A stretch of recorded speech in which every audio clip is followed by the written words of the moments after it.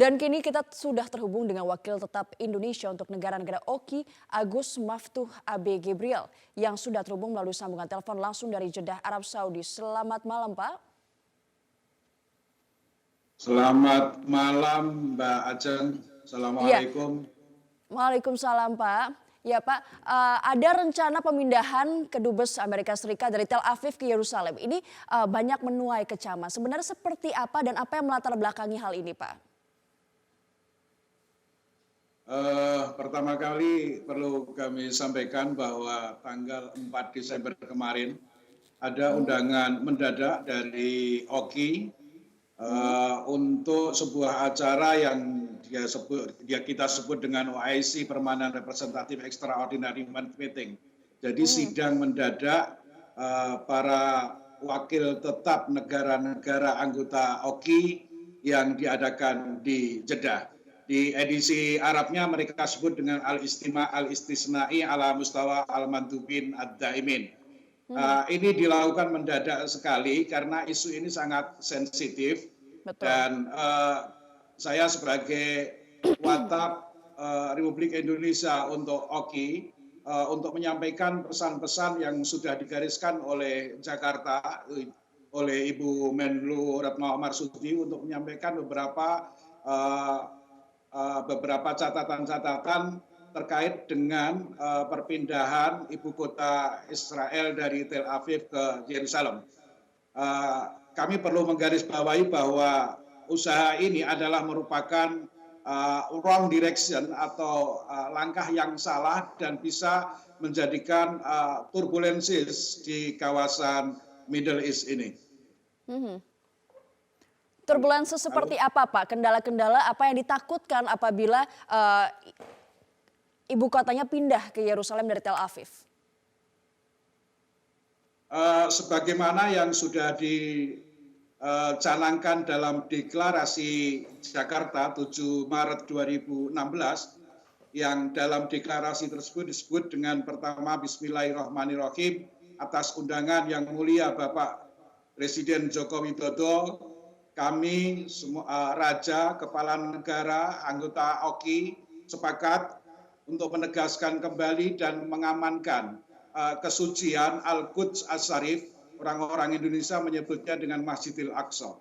Jadi dalam piagam Jakarta, bukan piagam Jakarta, deklarasi Jakarta 7 Maret 2016 yang terdiri dari 23 poin itu salah satunya adalah menyatakan bahwa harus ada upaya untuk mengakhiri pendudukan Israel sejak tahun 1967. Kemudian yang kedua, kita sebagai anggota OKI, Organisasi Islamic Cooperation Munadhamah At-Ta'awun Al-Islami, harus memperpanjang dukungan penuh secara politik, diplomatik, dan upaya legal untuk melindungi hak-hak rakyat Palestina. Kemudian yang ketiga, dalam deklarasi Jakarta tersebut, ada kata-kata melindungi kesucian dan status Al-Quds As-Syarif atau Masjidil Aqsa dengan mengambil aksi yang memungkinkan untuk mengakhiri pendudukan Israel. Kemudian ada juga kita mendukung penuh upaya Saudi Arabia atas di bawah kepemimpinan Khatimul Haramain Asy-Syarifain untuk menjaga situs suci Al-Quds As-Syarif atau Masjidil Aqsa dan juga mempromosikan upaya di second track termasuk dialog antar agama, dalam hal ini adalah antara agama Islam, Kristen dan juga Yahudi. Jadi masalah Masjidil Aqsa atau Al-Quds Syarif ini adalah tempat suci tiga agama, maka sebaiknya perlu diselesaikan dengan cara-cara yang penuh dengan kedamaian, bukan dengan kebencian. Sehingga lantas bagaimana upaya perdamaian ini bisa diselesaikan? Karena konflik ini berkepanjangan, apa yang kira-kira bisa menjadi upaya dari negara-negara OKI sendiri termasuk Indonesia agar bisa mengupayakan perdamaian Israel-Palestina ini sendiri? Ya, dalam hal ini peranan Indonesia sangat signifikan karena Indonesia adalah the biggest Muslim country dan sangat dihitung oleh OKI, termasuk ketika Indonesia kemarin yang kita sampaikan di OKI, mereka sangat apresiasi dengan sikap Indonesia dengan sikap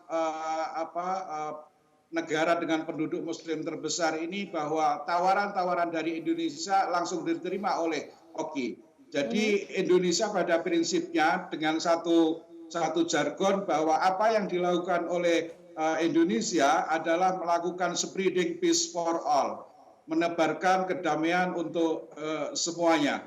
Jadi masalah Palestina dan Israel ini harus diselesaikan dengan cara-cara yang wise, cara-cara yang bijak.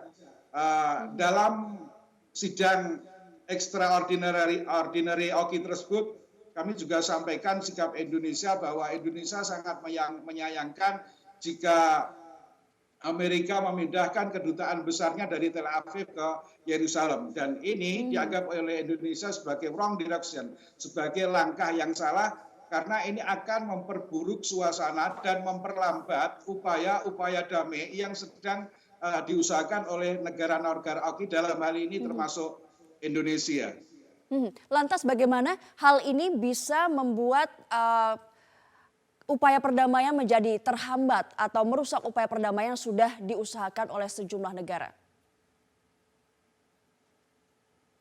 Karena dalam amanah yang ada dalam deklarasi Jakarta tersebut dinyatakan dengan jelas bahwa seluruh negara-negara Oki harus mengimplementasikan bagaimana memberikan sebuah penjagaan yang total terhadap situs suci, tempat suci Al-Qudsu As-Syarifu atau yang dikenal dengan Masjidil Aqsa ini, dari cara-cara usaha-usaha ilegal yang ingin mencaplok Al-Qudsu As-Syarif ini. Sehingga menurut saya, sebagaimana yang sering dipesankan oleh Ibu Menlu kita, Ma'ali Wazira As-Sayyidah Retno Marsudi, beliau menitipkan pesan bahwa penyelesaian Palestina dan Israel ini harus dengan cara two-state solution. Jadi solusi dua negara. Tidak boleh kemudian menghilangkan Palestina dan juga tidak boleh kemudian menghilangkan Israel.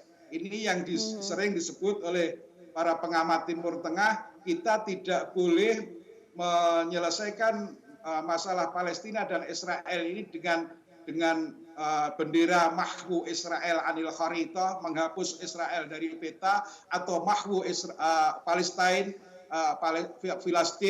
anil kharitah. Jadi penghapusan Palestina dan Israel dari peta juga bukan cara yang wise. Maka cara yang sangat bijak menurut Indonesia adalah penyelesaian dua negara, mengakui dua negara, dan kita sudah sangat lama melihat sebuah azmah yang ghairu mutanahiyah, sebuah unending crisis ini, krisis yang tidak ada akhirnya ini. Makanya ada salah satu pesan yang saya terima dari Bapak Wapres kita, Bapak Haji Yusuf Kala, bahwa langkah pertama untuk melakukan perdamaian Israel dengan Palestina, maka yang pertama kali antara Hamsawiyun wa Fathawiyun, Hamas dan Fatah ini harus bersatu dalam Palestina.